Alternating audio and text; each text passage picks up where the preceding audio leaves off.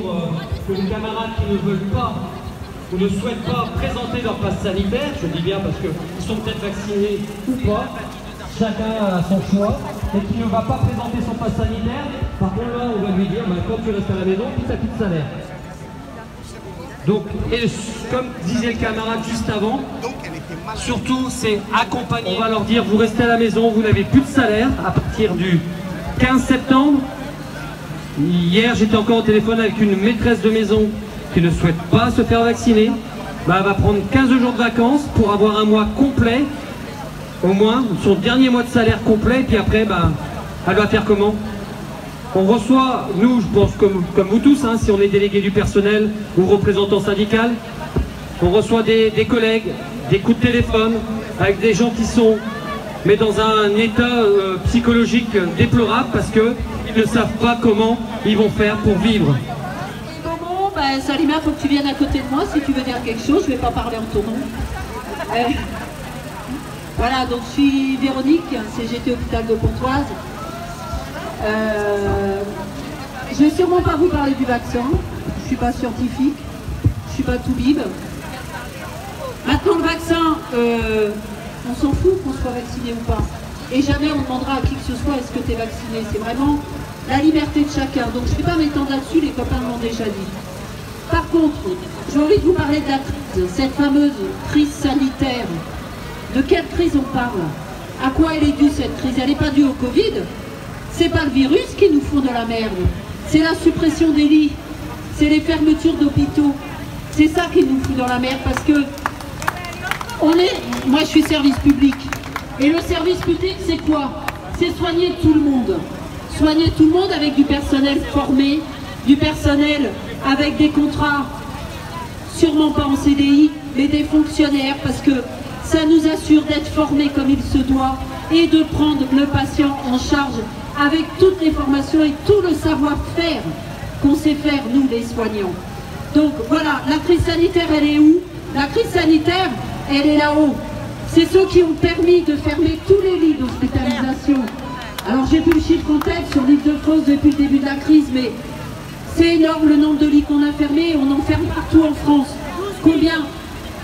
12 000 qui ont fermé là pendant la crise sanitaire.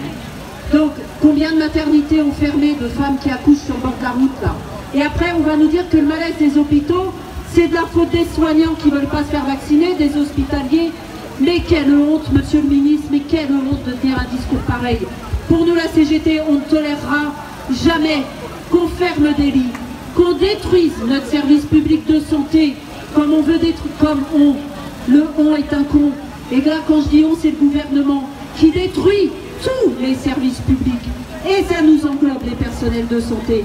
Comment on accède aux soins si on a les soignants qui sont chez eux sans salaire parce qu'ils refusent de se soumettre à ce gouvernement? C'est pas possible, monsieur Véran. Quand est-ce que vous allez recevoir la délégation là? Écoutez un petit peu ce qu'on a à vous dire. Il n'entend rien, il n'en a rien à cirer de l'hôpital public. Il n'en a rien à cirer de fermer des lits, de laisser des patients sur le bord de la route parce qu'il n'y a pas de lit, parce qu'il n'y a pas de soignants pour s'en occuper, parce qu'il n'y a pas de pompiers pour les accompagner. Et c'est sur vous qu'on met la pression. C'est sur vous qu'on dit, c'est à vous qu'on dit, vous ne vous vaccinez pas, c'est votre faute. Après tout, vous avez été récompensé, il me semble. Au 14 juillet l'année dernière, vous avez eu le feu d'artifice qui a été dédié là pour tous les soignants. Ça nous suffit, mais non, ça ne nous suffit pas.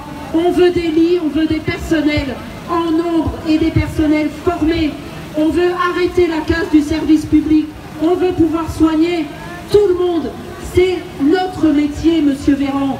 Quand est-ce que vous allez l'entendre? On a besoin de moyens, on a besoin d'argent pour soigner et de personnel et de lits.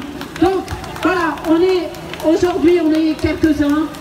Après, on n'est peut-être pas si nombreux que ça, mais on est là. Et il faut savoir que tous les rassemblements à l'ARS, c'est dans toutes les régions de France. Et qu'il y a des hôpitaux aussi qui se mobilisent au niveau de leur hôpital, qui se mobilisent aussi au niveau des préfectures. Le rassemblement d'aujourd'hui, il est partout. Il est partout en France parce que tout le monde en a marre. Et si on en a marre, ben, il faut se mobiliser, il faut se rassembler, il faut pas à la division que nous impose ce gouvernement, que nous impose M. Véran et les autres. Parce qu'il n'y a pas que M. Véran, hein. Ils sont plusieurs ministres à valider toutes ces lois qui nous empêchent la liberté, qui nous empêchent de soigner, qui nous empêchent de vivre. Donc voilà, on est tous ensemble et il faut absolument continuer à se battre, qu'on soit syndiqué, pas syndiqué, peu importe le syndicat auquel on appartient. Il faut qu'on soit là et qu'on défende notre service public et qu'on protège tous nos collègues qui vont être suspendus. Il faut qu'on aille avec eux voir le RH, voir les directions. Il faut qu'on les accompagne et qu'on ne les laisse pas tout seuls. Le gouvernement va mettre sur la table le projet de loi de financement de la sécurité.